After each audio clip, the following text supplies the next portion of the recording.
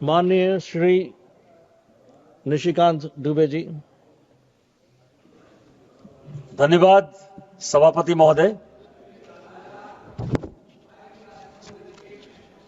इस देश में सभापति महोदय, अंग्रेजों ने जो कानून बनाए या जो आजादी के पहले के कानून हैं वो आज तक चल रहे और उसको हटाने का जो बीड़ा माननीय मोदी जी ने उठाया है, हम उनके शुक्रगुजार हैं और हम सर्बानंद सोनोवाल जी के भी शुक्रगुजार हैं कि वो इस बिल को लेके आए। आपको आश्चर्य होगा अध्यक्ष महोदय कि इस देश में जो कानून है, हम जो है पतंग नहीं उड़ा सकते, हम बैलून नहीं उड़ा सकते। उसके लिए पतंग उड़ाने के लिए भी अपने को यहां संजोग से रूढ़ी जी बैठे हुए हैं। 1934 का जो एयरक्राफ्ट एक्ट है वो ये कहता है कि यदि मुझे पतंग उड़ाना है तो मुझे भारत सरकार या संबंधित सरकार से परमिशन चाहिए। बैलून यदि उड़ाना है तो उसके लिए संबंधित सरकार से परमिशन चाहिए। आप जिस राज्य से आते हैं सभापति महोदय,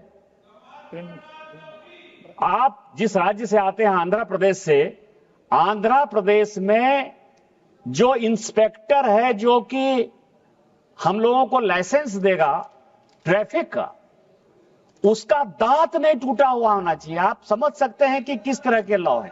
एमवीआई एक्ट में यह प्रोविजन है आंध्र प्रदेश में कि जिस आदमी के दांत टूट गए वो एमवीआई इंस्पेक्टर नहीं बन सकता है।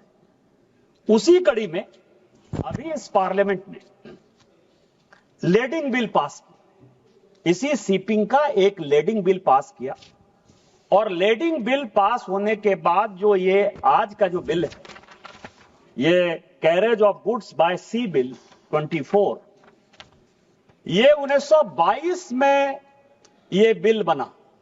ब्रसेल्स कन्वेंशन हुआ था, पूरी दुनिया बैठी थी। 1922 में ये बिल बना और 23 में इसको हमने रेगुलेट किया। सेकेंड वर्ल्ड वॉर खत्म हो गया, पूरी दुनिया जो है ग्लोबल इकोनॉमी की तरफ बढ़ गई और 1968 में उसी ब्रसेल्स में फिर से दोबारा मीटिंग हुई और 79 में कन्वेंशन भारत सरकार ने भी साइन कर दिया। 79 से लेकर 79 से लेके ये 2025 है। आप यदि तकरीबन जोड़ें तो 45 साल तक अंतर्राष्ट्रीय कन्वेंशन साइन करने के बाद भी मोदी जी को छोड़कर किसी और प्रधानमंत्री का, किसी और सरकार का, किसी और पॉलिटिकल पार्टी का ध्यान नहीं गया कि यह भी एग्रीमेंट था। अब क्या है कि लेडिंग बिल इसके ऊपर निर्भर है। लेडिंग बिल अभी आपने पास कर दिया। यदि यह बिल, लेडिंग बिल क्या है कि आप कहां से सामान लाएंगे, कौन सामान लाएगा, कितने वेट का सामान होगा, किस पोर्ट से चला, किसने उसमें एंट्री डाली, किसने उसमें जहाज में लोड किया और कौन अनलोड करेगा। मैंने आपको कहा कि इस तरह के सिचुएशन में पूरी की पूरी ट्रांसपेरेंसी हो जाएगी। लेकिन उसके बाद इस बिल के यदि क्लाउज 7 को आप देखेंगे तो लेडिंग बिल से एक कदम आगे हटकर यह क्लाउज है 7। यह कहता है कि हम ये नहीं मानेंगे कि इंपोर्टर क्या कर रहा है, एक्सपोर्टर क्या कर रहा है। जो एक्सपोर्ट किया उसने सर्टिफिकेट दे दिया, जो इंपोर्ट किया उसने सर्टिफिकेट दे दिया। लेकिन इस बिल के माध्यम से भारत सरकार ये इंश्योर करना चाहती है। कल ही हमने, आपको ध्यान हो कि जब इमिग्रेशन एक्ट हम पास कर रहे थे तो उसमें कैरियर की एक बड़ी अच्छी जो है डिफिनेशन जो है हमने दोबारा की कि कैरियर क्या है, उसकी रिस्पॉन्सिबिलिटी क्या है, यदि बांग्लादेशी घुसपैठिए को लेकर आएगा तो उसको कैसे हम जेल डाल सकते हैं, कितना जुर्माना कर सकते हैं। लैंड अभी तक इंक्लूड नहीं था, उस लैंड में क्या। इसमें जो है हमने थर्ड पार्टी की बात कही है कि हम केवल इंपोर्टर और एक्सपोर्टर की बात नहीं मानेंगे, हमको थर्ड पार्टी भी चाहिए जो ये ऑथेंटिकेट करे, जो ये बताए कि जो आया है, जितने गुड्स आए हैं, जितने केजी के आए हैं, जिसने दिया है, उसका जो है सेंट्रल गवर्नमेंट ने इसमें इंश्योर किया है। ये क्लाउज 7 कहता है। अब क्लाउज 10 क्या कहता है? हम बराबर बात करते हैं कि बिल बना लेते हैं। प्रेमचंद्रन साहब बहुत हमेशा जो है, मैं उनका बड़ा सम्मान करता हूं उनका और स्वागत बाबू का, कि इस पार्लियामेंट में अभी भी कुछ लोग हैं जो कि बहुत पढ़ते लिखते हैं, मेहनत करते हैं, बिल पर मेहनत करते हैं, थोड़ा मशक्कत करवाते जरूर हैं बिल पास कराने के समय, लेकिन कई एक चीजें हैं जो लोगों के सामने आती हैं। लेकिन इस जो क्लाउज 10 है इसका, ये कहता है कि कुछ भी करने के पहले या कुछ भी करने के बाद हमको जो है नोटिफिकेशन के लिए इस पार्लियामेंट के पास ही आना है। हम सांसद जो कहते हैं डेमोक्रेसी में कि पार्लियामेंट सुप्रीम है, पार्लियामेंट की पावर होनी चाहिए, तो भारत सरकार ने, मोदी जी एक डेमोक्रेट आदमी है और मैंने अपने जीवन में उनसे ज्यादा डेमोक्रेट प्राइम मिनिस्टर नहीं देखा। उन्होंने इस डेमोक्रेसी के लिए आप लोग तो मैं आपको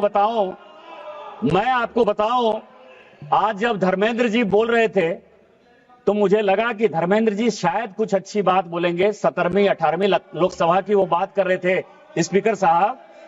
मैं आपको बताऊं कि धर्मेंद्र यादव जी इसी सदन के सदस्य थे और schedule caste Jasvir Singh Samajwadi Party का सांसद, किसने पीटा इस वेल में उसका मैं गवाह हूं। जसवीर को किसने पीटा प्लीज। तो मैं आपको बताऊं या मैं जिनका बहुत सम्मान करता था और सभी पूरी दुनिया सम्मान करती है, मुलायम सिंह यादव जी, मुलायम सिंह यादव जी के ऊपर किसने केस किया मुझे बताने की आवश्यकता नहीं है। Please conclude sir, please conclude. इसके बाद जो अगला पॉइंट है सर, अगला पॉइंट ये है कि जो इंडियन कैरेज गुड्स एक्ट 1920, बस 2 मिनट में खत्म करूंगा, 25 को जो हम रिपील कर रहे हैं, उस रिपील में मैं आपको बताऊं कि जो सी है, सभापति महोदय, जो सी है और जो एयर, इन दोनों से यदि बाहर से कोई सामान आएगा तो वो कोई राज्य के पास, जैसे कस्टम है, एक्साइज है, उनकी एनफोर्समेंट एजेंसी है, उसका अधिकार आज तक जो है इस संविधान ने, भारत के संविधान ने किसी राज्य को नहीं दिया है। तो राज्य को यदि नहीं दिया है तो जब डिस्प्यूट खड़ा होगा, उसको पकड़ने की बात होगी, उसको पेनल्टी लगाने की बात होगी या उसके ऊपर कोई कार्रवाई करने की बात होगी, क्योंकि इस देश में 2 डिफिनेशन है, मेजर पोर्ट का और माइनर पोर्ट का। मेजर पोर्ट वो है जो भारत सरकार का है और माइनर पोर्ट वो है जो कि राज्य सरकार उसको लाइसेंस देती है और उसके आधार पर है। लेकिन माइनर पोर्ट के अलग कानून है, जो मेरीटाइम बोर्ड जो है, अलग अलग राज्य सरकारें जो है उसको कंट्रोल करती है। तो इस एक्ट में यह दिया है कि माइनर पोर्ट हो या मेजर पोर्ट हो, जहां भी समस्या आएगी उस समस्या के समाधान करने का पूरा अधिकार जो है वो केंद्र सरकार को होगा। इतने ऐतिहासिक बिल के लिए, क्योंकि समय कम है, मैं धन्यवाद जी, समय नहीं लेना चाहता, इतने ऐतिहासिक बिल के लिए मैं अपनी पार्टी भारतीय जनता पार्टी का, हमारे नेता माननीय मोदी जी का और सर्बानंद सोनोवाल जी का शुक्रगुजार हूं कि उन्होंने ब्रिटिश शासन के बनाए हुए रूल को खत्म करने का साहस किया। जय हिंद।